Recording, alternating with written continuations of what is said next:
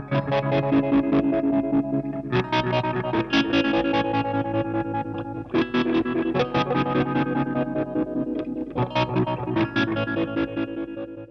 everyone, just a couple of updates actually, just like sort of a general update video. I don't usually do these, but I thought so much has happened in the last week that I'd do a just sort of like a up to speed sort of video. So the first thing I want to mention is there's an MN3005 pre-order on my Webstore. I'll leave a link to that if you want to get some. They're the X5 MN3005s, the ones that have been remanufactured. They're supposed to sound pretty good. Apparently, from the reports, people saying it's hard to distinguish the difference between the originals and the manufactured ones. So there's a lot of excitement going on at the moment because MN3005s is just so hard to find and they cost you a fortune, and then you get fake ones. Whereas these ones I have on my store for $22.50 Australian, which works out to be about $16 US. So you can pre-order one now to make sure you get one, and again I'll leave the link if you want to pre-order that.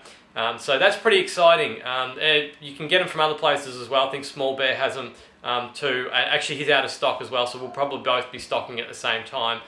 So if you want to guarantee you're going to get one, then maybe you should think about the pre-order, or if you don't really care, then just wait and see what happens. I should have some that will be just put into stock on my web store as well. So that's exciting. That's really exciting. Everybody's there's a lot of buzz going on about that at the moment. Yeah, there's also a forum thread that's about that, which I'll leave in the description below, where you can click on and read some of the comments. And I'll be in there too. You'll know me on the Mad Bean forum by now, probably Chrome Sphere. That's usually my handle on most forums.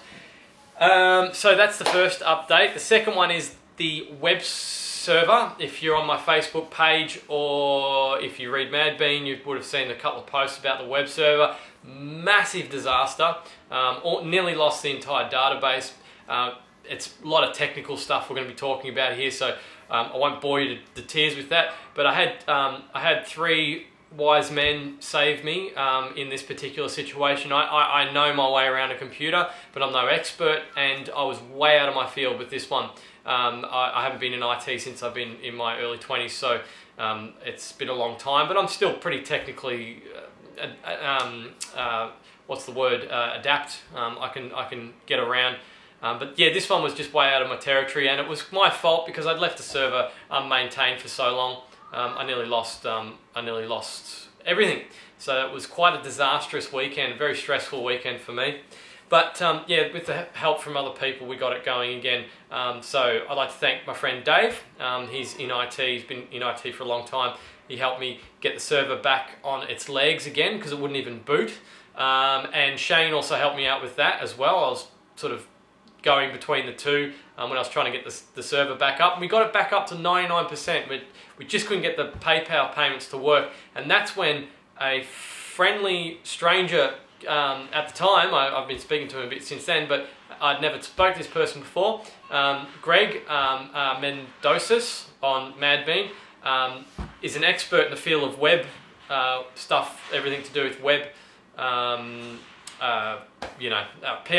and Apache and MySQL and all that sort of stuff, all the things I was having troubles with. PHP was the biggest one. Actually, OpenSSL was the biggest one, but again, don't want to bore you with that. So he helped me get it all back on, and we're actually on a proper server, international server, and it's all good because my server, my old server, was in the cupboard, and we've got it off that, and it's on a proper server now. So I'm glad we're at the other end of that. I swear to God, I think I've aged 5 years, yeah, I just want to say big thanks to the three of them. They've really helped out. Greg just stepped way out of his. He just stepped. He was so kind. He just owned the problem and just said, "Look, mate, I'm going to fix this for you." And he spent days on it, getting it back up again. And we got it back up again. All the information's there. Didn't lose any data. It's all the way it was, and it's running a lot faster now too because it was on my home server in Australia's DSL is useless. It was quite slow, but now it's really fast, which is good. So that's one positive that came out of the whole experience. Yeah, a lot of people sort of were putting comments to say that they were really disappointed that the server had gone down, and I was sort of at the start I was pretty much giving up hope because it was just a nightmare. I just thought that I was going to pretty much lose everything. It was, you know, like the server wouldn't even boot. Last roll of the dice that I threw at the server, some really extreme stuff I was doing to it, thinking, oh man, this is going to kill it for sure. And on the last roll of the dice, just before I was about to pack it in, it booted up, and I checked all the data. It was all there, and yeah, it was a happy ending to that story. Thank God for that. So the last thing, there's three things. So the MN3005 pre-order, the web server's back up again. Nearly lost it. I feel like I need to take a vacation. And the third thing was a power supply. That's actually why I'm sitting on the floor. I got this power supply recently, and I'll probably do some more in-depth videos about it. But I just quickly hooked it up. I just took it out of the box, and I just quickly hooked it up because I wanted the biggest thing, my biggest concern with this thing was whether it was going to be, how filtered it was going to be, because it says it's filtered within, I don't know, 10 millivolts or something, which is really quite a low noise floor. But how noisy actually is it? And it is very, very quiet. It's a cheapo. So this is the beast. It was 80 bucks. I've seen cheaper. I've seen Chinese ones for 50. Maybe they're good, maybe they're not, I don't know. But this one is quiet. It's very, very quiet. I'm very happy with it actually. That was my biggest concern, like I said before. So the model number is 72-10480, and it's a Tenma, not an Aten, it's a Tenma, sorry, which is just another Chinese brand. But I don't care as long as the thing works the way it's supposed to. So why did I buy it? There's a few things. I'm not going to go in depth of to actually how to use it and all that sort of stuff, but I might do a few videos demonstrating what it can do. But one of the reasons I got it was actually to to test things at 15 volts. You can test. Obviously, it goes up to 30 volts, and I think it's up there 3 amp. So you can test a lot of stuff with it. It's more than you'd need for pedals. 20 volts would be the maximum you need for pedals, unless you're doing maybe pedal tube stuff. You might need it for that as well. But yeah, 18 volts would be the most that you need for pedals. So it's more than capable of doing what I need it to do. And you're never going to use 3 amps for a pedal. You'd be lucky if you use 200 milliamps. But yeah, you can test your pedals with it, and also like you can under voltage things like fuzzes and things like that. If you wanted to maybe design a fuzz pedal deliberately to be undervolted, or have some sort of control on the sag control, you can do all that sort of stuff. You can obviously over voltage things as well. If you've got a 9 volt pedal, you want to hear what it sounds like at 12 volts, or you want a specific voltage. And testing chips at 15 volts as well. Yeah, so that's why I got it, and I'm just glad that it's actually very quiet.